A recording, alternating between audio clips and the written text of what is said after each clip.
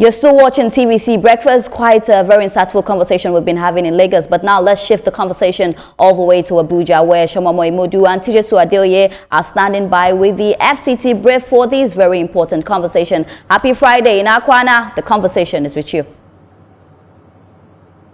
Thank you, Ria, and good morning. It's another beautiful Friday morning here in the FCT, and thanks for joining us on FCT Brief.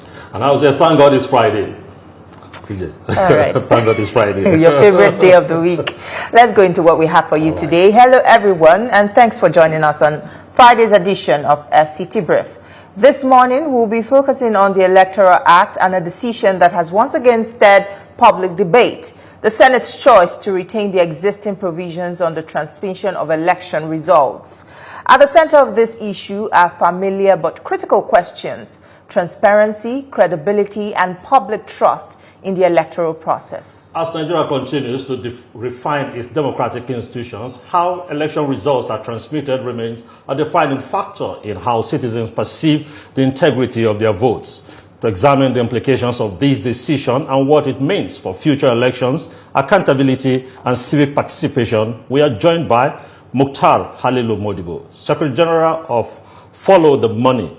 He brings a strong civic society perspective to the conversation, helping us understand the broader impact of Senate's stance on electoral transparency and democratic confidence in Nigeria. Nice to have you join us this morning. Thank you for having me. All right. Let's go this way. Now, if electronic transmission remains as it was in 2022, why is it that it was not properly communicated, and why was it a wrong perception by the public, and what would we say dropped the ball in this instance? So, to be honest with you, I think it's not just about the pronouncement or the nomenclature. It's about trust, it's about perception, it's about belief, and it's about the entire process. I mean, our Electoral Act has been under amendments for a very long period of time, from 2021 to 2022 to 2023 to 2010. 2022 and now 2025 and 2026, and the main thing is, how do people perceive and comprehend what is on the act, and how do people trust and believe the system that will produce elections? So that's why I said it's not about the pronouncement. What is there has always been a problem between maybe the law and what is applicable. You know, during the 2023 election, after the 2023 election, there was that conversation, the pronouncement of the Supreme Court talking about it at the discretion of the INEC to either use or not to use, right? And now we're saying, oh, okay, since INEC deemed it fit to say, let's put it in our guidelines, not on the Act, why don't we put it on the Act to make it a requirement for that particular thing? And now the senator is saying, oh, let's go back to that same thing of it's at the discretion of the INEC to either use it or not to use it. And it will not, because it's not part of the law, it will not be enforceable, right? So if the INEC choose to do it, yes. If INEC choose not to do it, no. So the reality is about election. It's not just about casting the vote or what have you, but it's involved the trust of the people. It involves the belief, perception, and comprehension of that people. So people do mobilize for election. INEC do mobilize for election. Government do mobilize for election. So, but you know, the bone of contention now is we're talking about transmission, but it's not just the issue. From 360 days to 180 is the timeline now. Our major issue from the 90s till this moment has always been in election, has always been in logistics, has always been in voter turnout, you know, because of lack of voter education and what have you. So if 360 is not enough, do you think 180 will be enough? Now, these are the conversation we're talking about. So I feel citizens trust systems, right? Citizens should believe in system. But if there are issues, you know, the system should amend the issues so that the issues can work for the people. This is government of the people, by the people, with the people, through the people, right? So if people are saying, let's make this thing a thing so that we will trust the system, and then move with the system. I mean, why should we go back to the same conversation we're having in 2022? All the amendment that I mentioned from 2001 up to 2022 till this present time has always been amendment because there was maybe an election dispute in court, and court said this, and then they go back to amend it. I mean, look at some countries that we are the giant of Africa, right? I will maybe divert from this issue, talk about just inclusion. If you go to other countries, South Africa, Kenya, they are maybe close to us in Africa, they don't encourage inclusion. They do inclusion, they enforce inclusion. But what we do is we encourage inclusion, right? The reserved seat for women bill is still there, right? So if it happens, what belief or what trust will the women that want to contest election have when there will be a lot of political interference, a lot of human interference, and that's why people don't trust the system. A lot of time, they use our own hard-earned money, that is taxpayers' money, to conduct these very elections, and people don't turn out because they don't trust the system, right? And these are things that will make the system to be trusted. Integration of technology has helped shape our election. I'm not saying nothing has changed from 2021 to this moment. I don't think there is a system that has improved, evolved like our election and our electoral system. But I think for now, what we should be talking about in 2026 should be maybe independent voting, diaspora voting, early voting and what have you. Not, talking about whether transmission should be a requirement or should be at the discretion of INEC. Well, under this current framework, petitioners still bear the heavy burden of proving electoral fraud. Doesn't this make justice almost inaccessible, especially in a system where institutions control most of this evidence? Yeah, so for me, what I will say is the system is still, holding us back, not the people. In other countries, in other clang, I think they have what is called that financial regulation, and they really enforce it. That is campaign finances and what have you. Do we regulate it? No. If you look at the punishment of maybe vote buying and what have you, it's not that much that it will affect the people that are in system. But if you decide to go ahead to say you want to petition or put it, it's now left for you to prove it beyond reasonable doubt. And you know how our judiciary is. So the main thing now is not about whether the petitioners or the politicians. It's about how independent our judicial system is and how independent our electoral system is. Okay. So it's the independency that we're talking about. If you look at our election, yes, INEC is an independent body. It has the independent, but it requires a lot of other things, from the legislators, the judiciary, and what have you. We are in this country, all of us are in this country, when we had someone that won election and the third person in Imo, the third person, judiciary declared the third person, right? And if you go to Kenya, I like mentioning Kenya because I've been part of their election twice. I've observed election in Kenya twice. I could see that, yes, I'm not saying the system is perfect, but most of the things we are doing is like we're doing together. They have Kimcat, we have Beavers, right? The electronic transmission is something they are also trying to do. The reality is, if you look at how their election happened, in 2017, an election was asked to be rerun.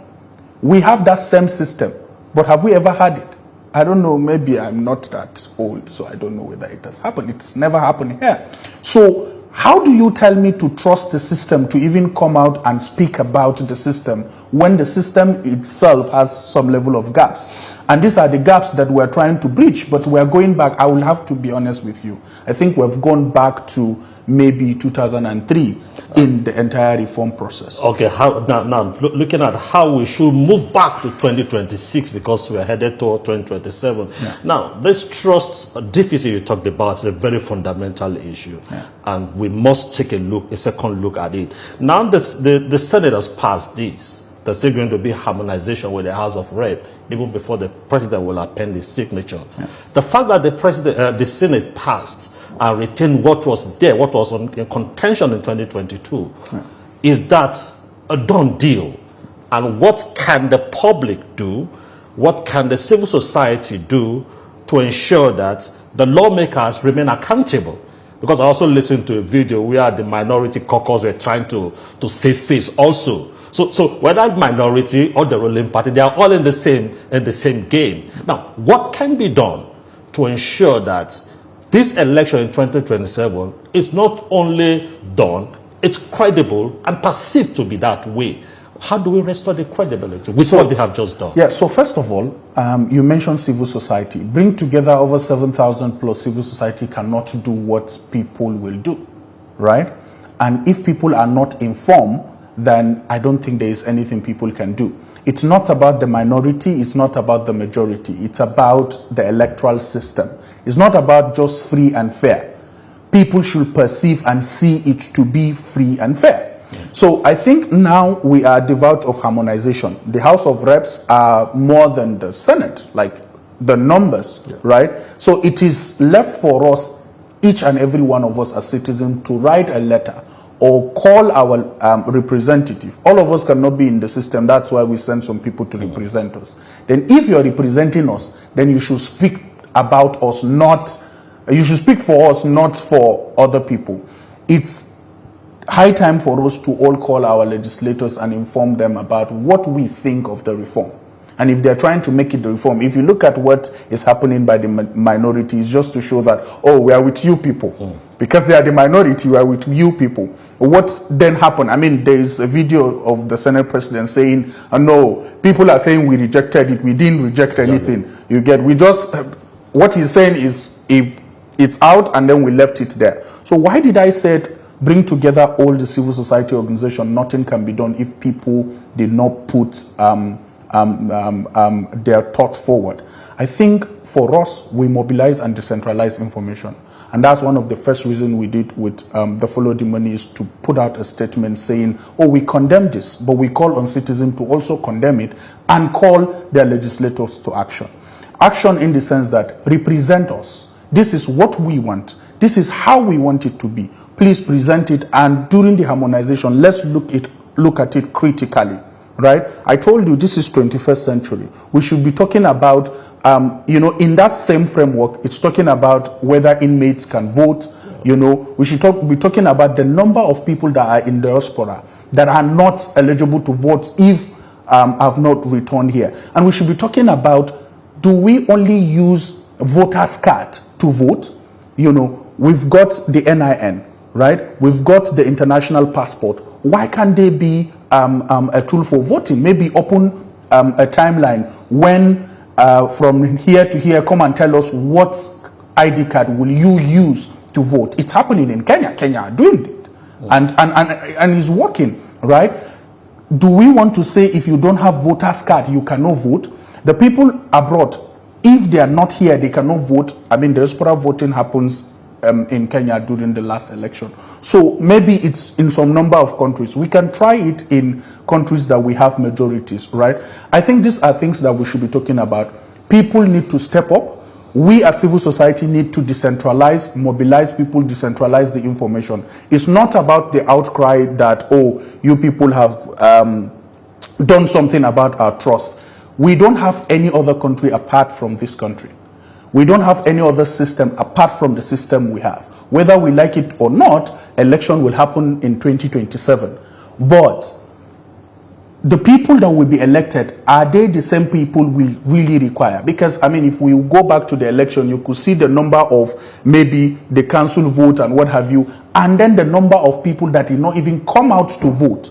Data is also a problem in this country. So if we have real data and inform people, people are really being informed, I promise you things will change. I think we all need to run a race now and win the race together.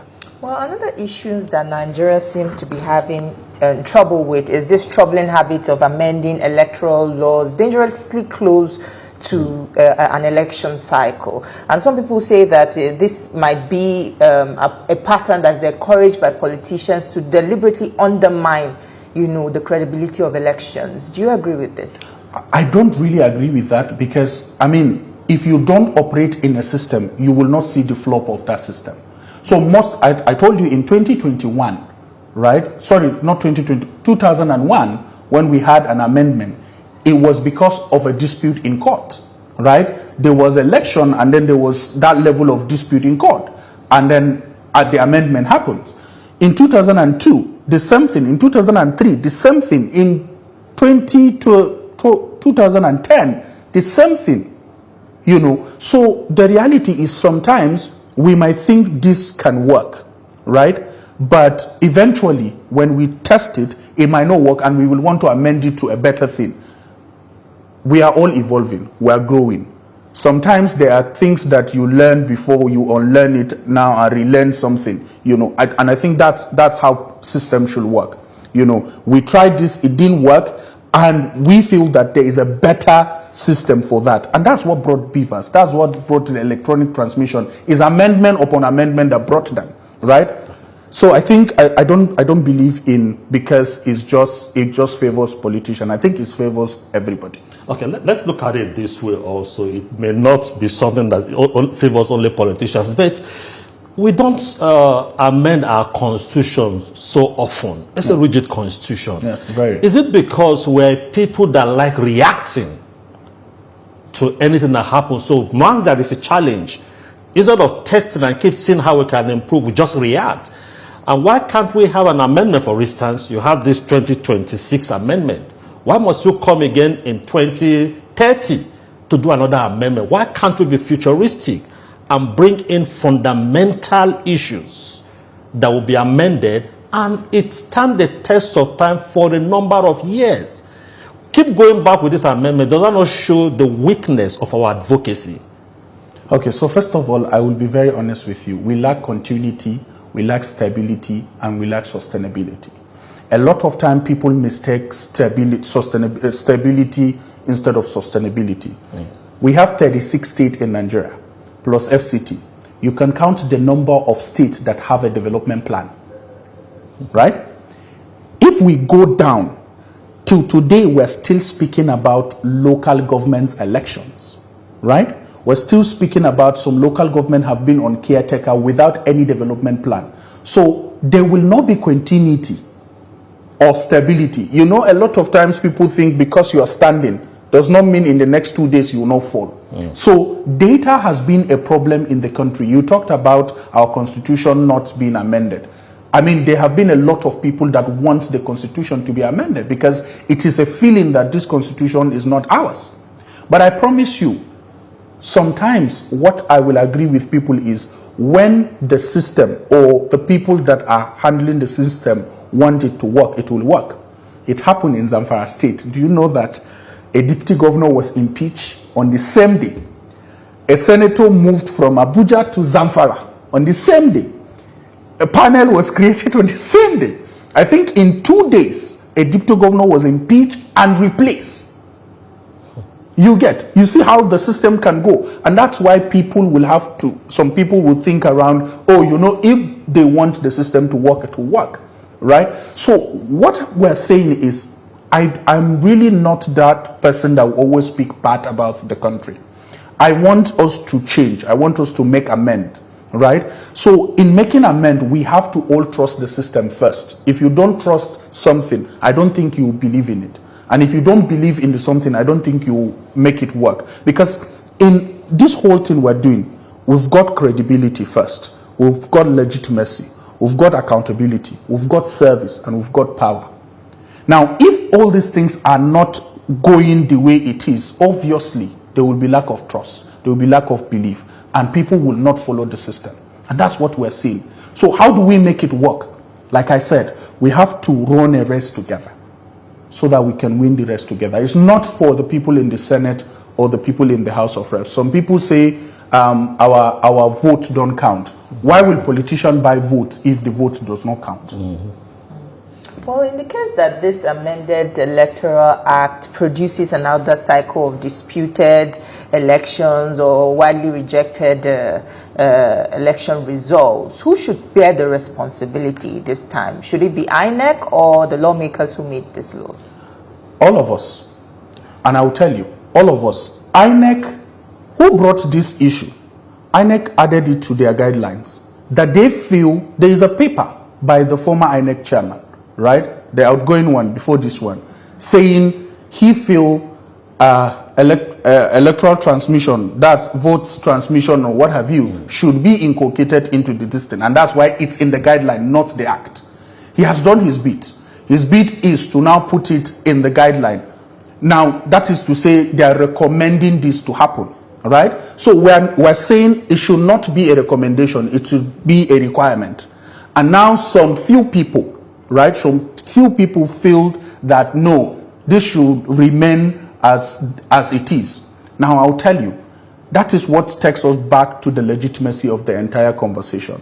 How do we even elect these people to represent us? Do we elect them based on nepotism, religion, and what have you, or we elect them based on ideology? I think we need to go back to the politics of ideology. You see all this defection that is happening, I sit down and ask myself, so you believe in this and this and this and this, but today you just wake up just like that and turn to be, you believe in this. So we have to go back to that legitimacy of how we even select or elect people to represent us. What ideology do they portray, right? What kind of thing do we expect them? What does success look like for someone that is representing us? You go to other countries, you see someone, maybe the EFF of South Africa. Anybody that is voting EFF has the ideology of bring back the lands or whatever. What ideology do we have? Our opposition is just about, I think our opposition is just about making cry or planning to oppose, but not plan to govern. Okay. I like what you said about the opposition. It brings me to this thought. I've listened to a lot of people on TV and even on social media react to this issue of electronic transmission. And it seems as if that is the magic wand for election victory. Yeah. As if before electronic transmission, we're not having people winning elections. We were. Why is it that the opposition is fixated that this is what is going to bring victory? So my question is the opposition doing its work, what it should be doing, or is it just chasing around a shadow? Okay, so I will be very direct here. You know, there's a thin line between being an opposition and being an advocate, right? Opposition oppose anything, whether it's good or bad, they oppose it. And being an advocate is you oppose what is bad and support what is good. So what is happening now is it just happened that both the opposition and the advocates are on the same page here, because we feel that there have been a lot of political interference, lack of independency, and human interference in our transmission of results. Now, there is a game changer. The game changer is that electronic form of transmission.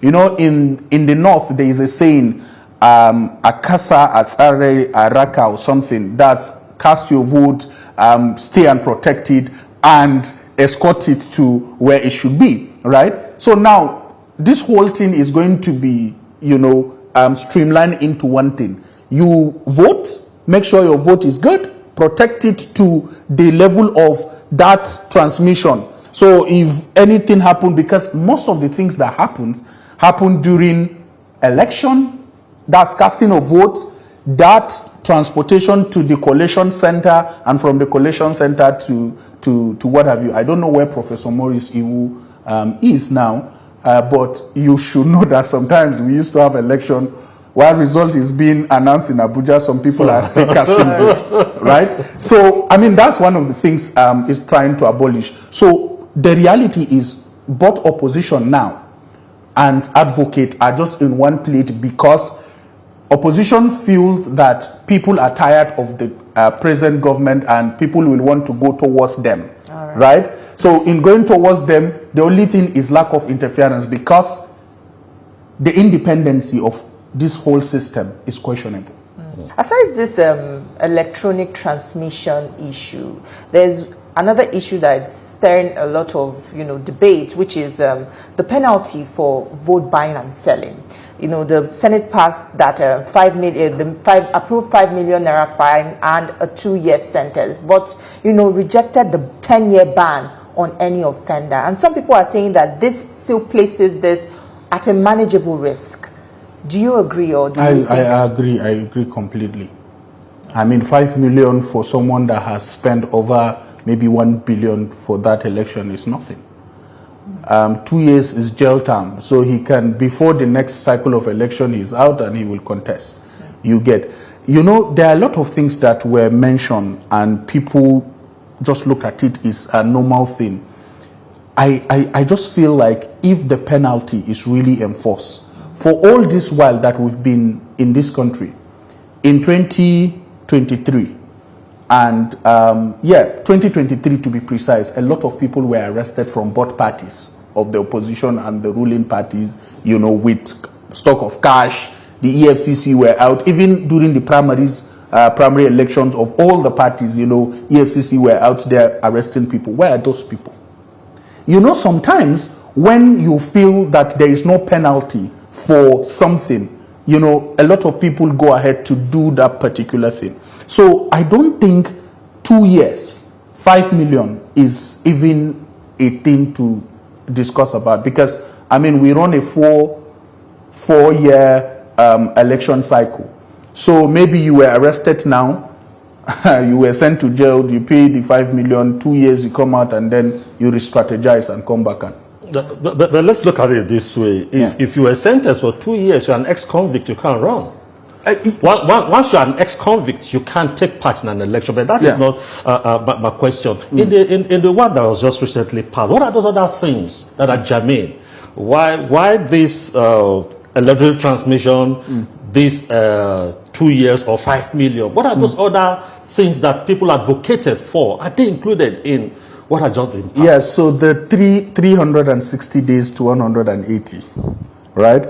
But as Nigerians, we have, like you said earlier, we are very reactive about the things that we hold very dear to our heart. So the things that we thought is going to be the change. IREF, BVAS, when INEC introduced it, I could remember there was a time we had a meeting with the INEC chairman, and the INEC chairman told us that his ICT team told him, if he come close to the machine, there is a thing that they will do. If you come close to the machine, it will just accredit you and you pass. But it didn't happen, So people look at, a lot of times there is a small window. We have a very small window of trusting thing and then dropping it at a point. When BVAS, the IREV, this whole thing were introduced, you could see the turnout, you could see the massive conversation about it's a game changer, right? Election, that electronic election happened somewhere in Kaduna during Malam Nasru El-Rufai. You could see how people believe that, in as much as the people in his party, all of them won the local government and councillorship election, but still, people sort of believe in the thing. So when change happens, sometimes people select what to believe on. And that's why the outcry now, because a lot of us believe that there will be parallel tabulating if that transmission happen. You get. So we will know about result, because for me, I have never cared about who wins election or the result of election. I always care about the system, the processes, So when we observe election, we observe processes and systems. You get. If the system is in check, then whosoever win, that means the people are with that person. All right, Mr. Mukhtar Modibo, it's a pleasure speaking with you this morning. That's where we'll have to leave the conversation this morning. But I must say, I enjoyed your contributions on the program. Thank you so much. Thank you for having me. Thank you for being a part of our conversation. We'll now hand you over to Lagos, where Ria and the rest of the team are standing by to continue with the rest of the show.